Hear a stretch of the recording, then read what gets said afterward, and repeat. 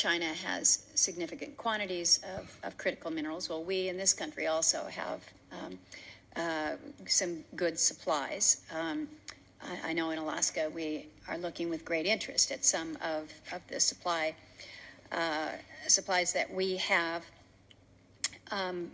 But we also recognize that in addition to China having the materials, they have the factories.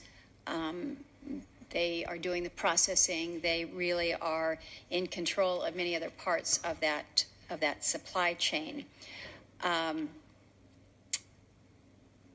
think it was you, Dr. Sprinkle, who mentioned the United States and the leading role that we have played with the development of the lithium-ion batteries. But Mr. Moores, where do we go if we are in a situation that I have outlined where we are reliant on other nations? At least 50% of 30 different minerals. We're 100% reliant on 20 different minerals, 9 of which China was the primary source, at least 50% of another 30 minerals. But in addition to not having the resources here, but also relying on China for the processing, how vulnerable does this make us? How concerned are you and others in our ability to continue to lead in these areas as we try to develop these technologies if we don't have these critical minerals? Yeah, thank you for the question. I wouldn't be necessarily concerned about every rare mineral or mineral that you can't pronounce or that sounds like a rare mineral because they're used in very high-tech applications. They might be very niche. They might be part of a big growth industry.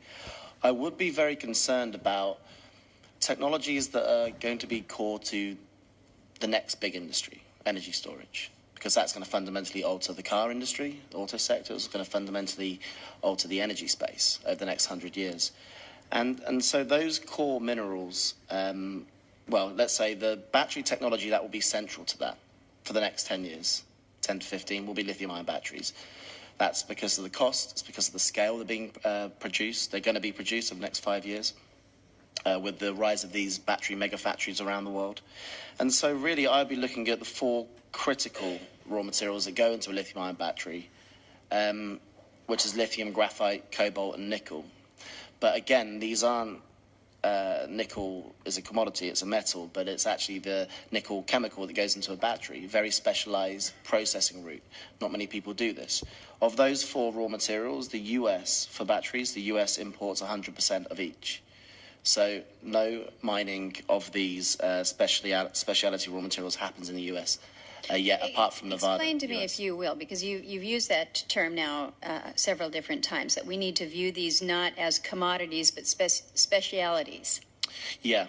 So these are niche. So essentially a commodity, you would dig it out of the ground and you have like iron ore, for example, or coal, and you have a customer that can use that product pretty much straight away. It's driven really by the supplier side, not the customer. For these raw materials, they change per customer. So the lithium that one battery company might get might be slightly different to the lithium that another battery company gets. And these are very specific customers. So really there's a tailoring that happens and a couple of steps of processing, chemical processing that happens to the raw material.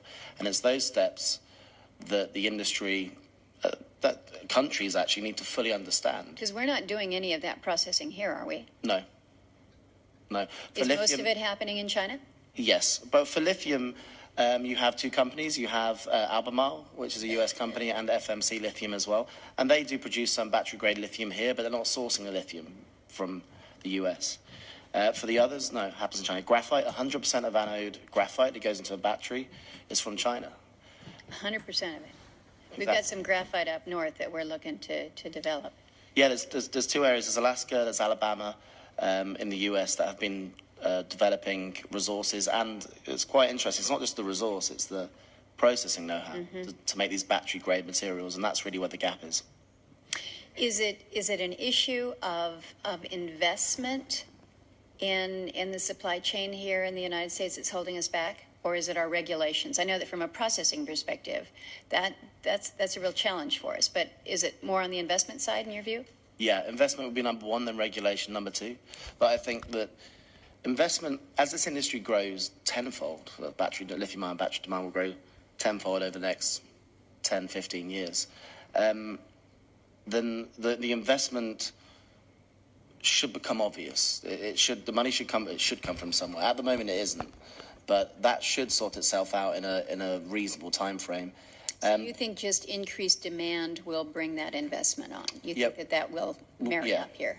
I think so, but I think at the moment it's all coming from institutions, whether New York or San Francisco or places like this, and they're starting to understand the battery story and how big this is going to be and how disruptive. But it's still, the problem is all of these companies that are making that are building the mines or that are doing the processing plants, the battery grade processing plants, are all very small capex, very small companies. So institutions can't invest in them because they end up owning 100% and they can't get in and out and do that investment thing.